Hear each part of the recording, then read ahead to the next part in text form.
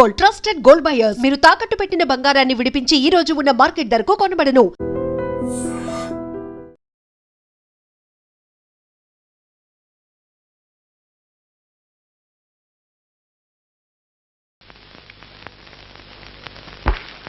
ఏమత్తయ్య? లచ్చి ఏందమ్మా అలా తలుపుల దగ్గరికి వేసిన వెళ్ళు.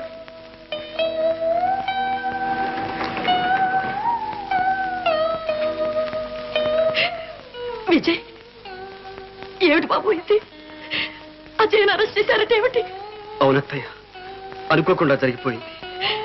అష్టైశ్వర్యాలు అనుభవించవలసిన నా బిడ్డ జైలు పాలయ్యాడా? అష్ట కష్టాలు పడుతున్నాడా? ఆందోళన పడకండి అత్తయ్య.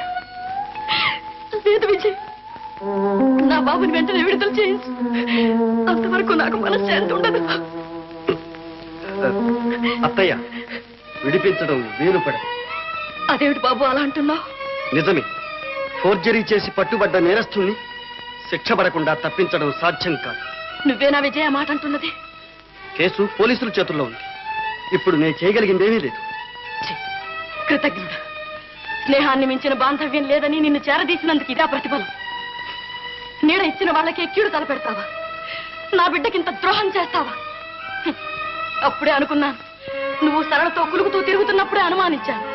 నీకేదో దుర్బుద్ధి పుట్టిందని, నువ్వు వాళ్ళతో కలిసిపోతావని. మీరు అనుకున్నది నిజమే. నేను సరళను ప్రేమించాను, పెళ్లి చేసుకుంటాను. అంతవరకు వచ్చావా?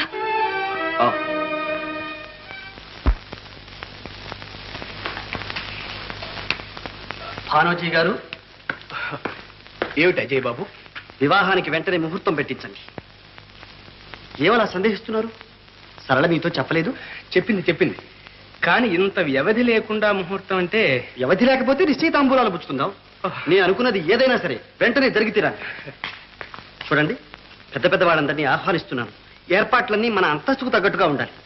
మామగారు జాగ్రత్త. చూస్తారుగా అజయ్ బాబు, అంతా దివ్యంగా జరిపించేస్తాను.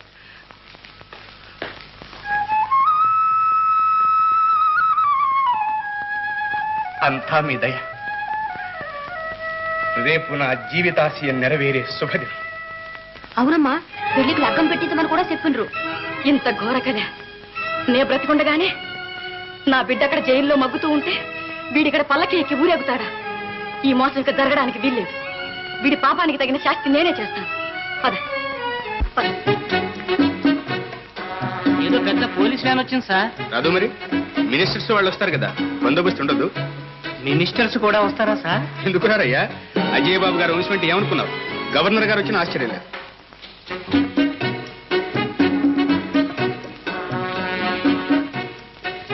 బందోబస్తు అంతా పకడ్బందీగా ఉందా? లోపల నుంచి బయటకు కానీ బయట నుంచి లోపలికి కానీ ఎవరిని కదలకూడదు.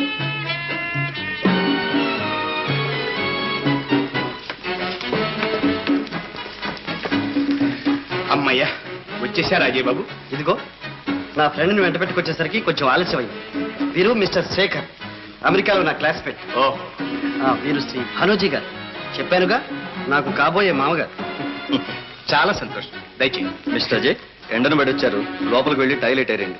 అవును అజయ్ బాబు, అమ్మాయి కూడా మేడ మీద ఉంది. త్వరగా తయారై 5 నిమిషాలు రావాలి. మిస్టర్ శేఖర్, పర్వాలేదు, మీ పని మీరు చూసుకోండి. క్రింద ఏర్పాట్లన్నీ నేను చూస్తానుగా. స్నేహితులంటే అలా ఉండాలి. కూర్చోండి.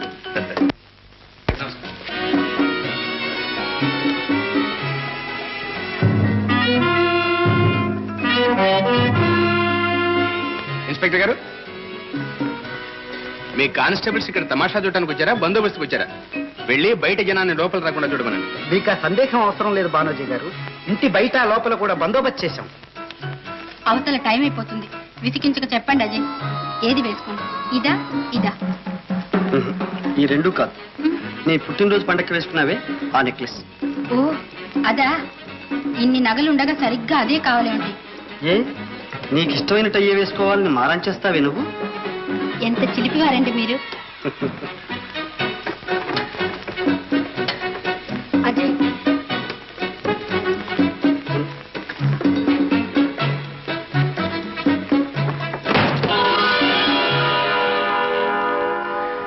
ఆశ్చర్యంగా ఉంది.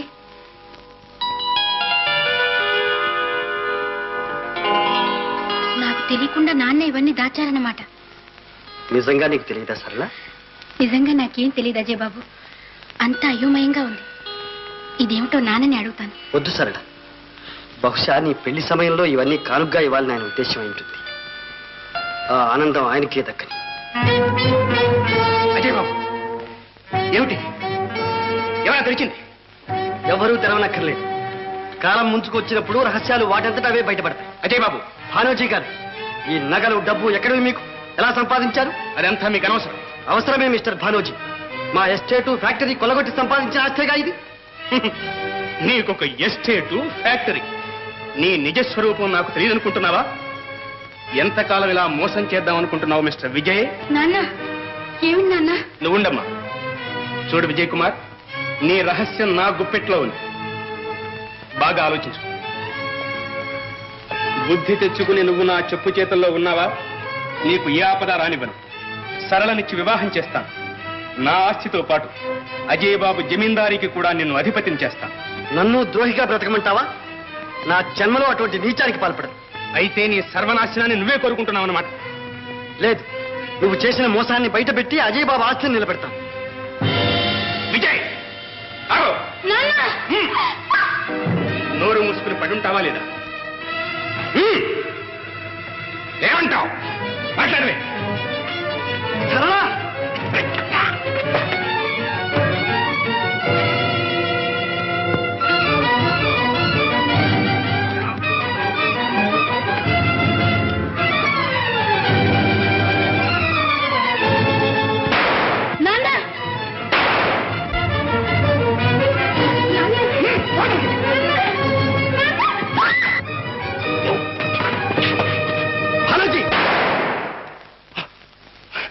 మీరా అజయ్ బాబు?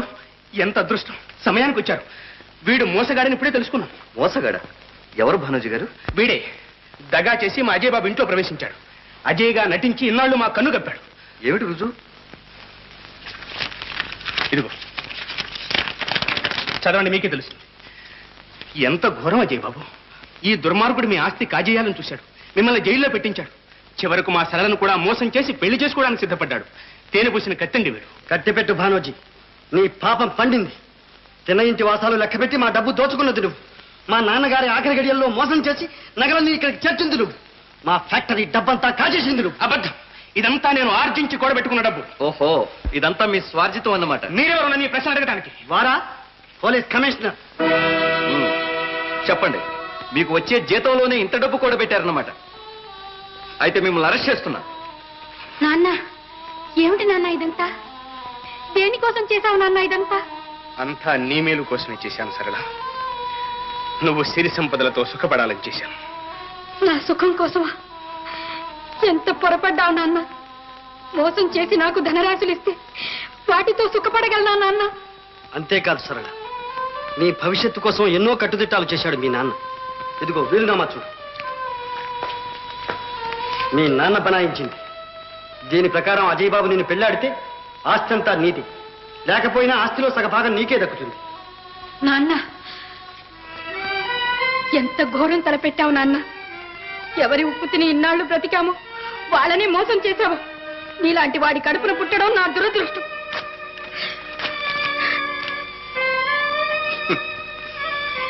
ఎవరి కోసం నా జీవితం అంతా ధారపోశా.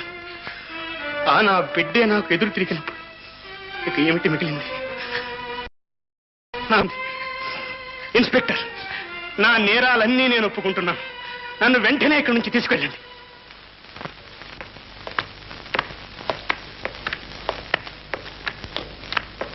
మా నాన్న చేసిన ద్రోహానికి నేను సిగ్గుపడుతున్నాను. నన్ను క్షమించండి. అదేమిటి సరళ, ఊరుకు. క్షమించడానికి ఇందులో నీ తప్పే ఉంది. మీరిద్దరూ లవకుశుల్లాగా బాగా కుదిరారు. నా సర్వీసులో ఇలాంటి విచిత్రమైన సంఘటన ఎన్నడూ చూడలేదు. మిస్టర్ అజయ్, మీ డబ్బు మీరే దొంగతనం చేసి జైల్లో కూర్చున్నారు. మొదటిసారి గనక క్షమిస్తున్నాం. మళ్ళీ మీరు ఇలాంటి నాటకం ఆడారంటే నిజంగా మీ ఇద్దరిని ప్రాసిక్యూట్ చేయాల్సి ఉంటుంది. వస్తాను. విజయ్, నీలాంటి మిత్రుడు దొరకడం నిజంగా నా అదృష్టం. కంగ్రాచులేషన్. అత్తయ్య, నా కర్తవ్యాన్ని పాటించడంలో ఏమైనా పొరపాట్లు చేస్తే క్షమించండి. లేదు విజయ్, నువ్వే పొరపాటు చెయ్యలేదు. నీ ఆంతర్యం తెలియక నేనే నిన్ను అనుమానించాను, అవమానించాను. కాదత్తయ్య, నా రహస్యం కడుపులో పెట్టుకుని కాపాడారు. సొంత బిడ్డలాగా చూసుకున్నారు. నేను వచ్చిన పని పూర్తయింది. ఇక నాకు సెలవిప్పించండి. వెళ్ళిపోతావా నాయన? విచారించకండి అత్తయ్య. అప్పుడప్పుడు వచ్చి మీ దర్శనం చేసుకుని మీ ఆశీర్వాదం పొందుతూనే ఉంటాను. విజయ్, ఎక్కడికి వెళ్తానంటున్నావు? మన గడువు పూర్తయిందిగా అజయ్ బాబు, వెళ్ళొస్తా. మీనా, రామ్మ.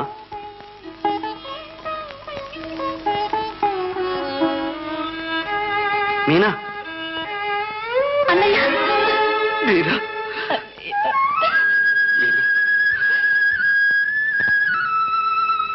చూశావా అజయ్ బాబు, ఒక్క ఏడాదిలో నా చెల్లెలికి మీరెంత ఆప్తులయ్యారు. మా పేద కుటుంబాల్లో ఉండే మమతలు, అనుబంధాలు అలాంటివి. మాకున్న ఐశ్వర్యం అదే.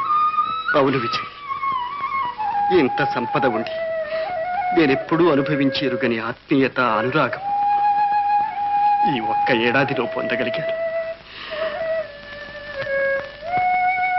అది కూడా నాకు దక్కనియవా?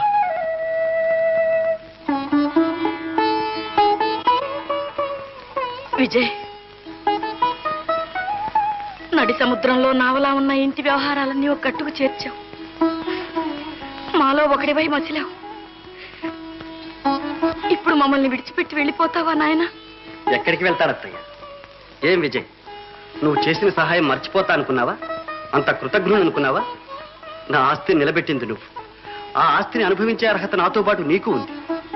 ఇందులో సగభాగం నీకు సంతోషంగా ఇస్తున్నాను. అజయ్ బాబు, ఏ తప్ప? ఏమత్తయ్య? అంతకంటేనా అజయ్? విజయ్ మన కుటుంబానికి చేసిన మేలుకు ఎంత ఇచ్చినా ఇంకా రుణపడే ఉంటాం. ఈ రోజు నుంచి నాకు మేనల్లుడు ఒక్కడు కాడు, ఇద్దరు. అత్తయ్య, అవును నాయన, నేను కళ్ళు లేని కబోతునని దయదలిచి భగవంతుడు మీ ఇద్దరినీ నాకు 2 కళ్ళుగా ప్రసాదించాడు. రా వదినా, రా. నువ్వు వచ్చావా అమ్మా? కూర్చో. ఈరోజు ఎంత మంచి రోజు.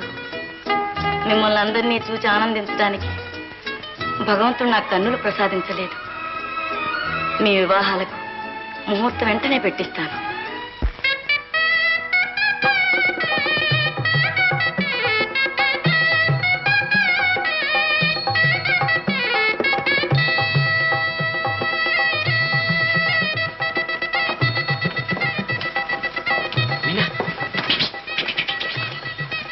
బావెవరో నాకే అంతు చిక్కడం లేదు కదా. పొరపాట్ల పెళ్లి కూతుళ్ళు కూడా కంగారు పడి. రండమ్మా రండి, చూస్తారే. ఇందమ్మా వెయ్యండరా, ముఖం దాటిపోతోంది.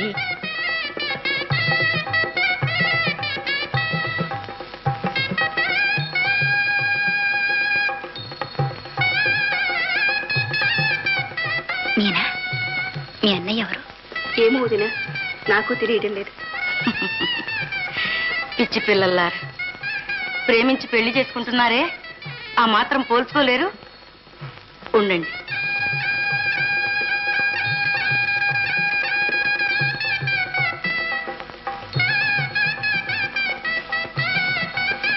అజయ్, విజయ్,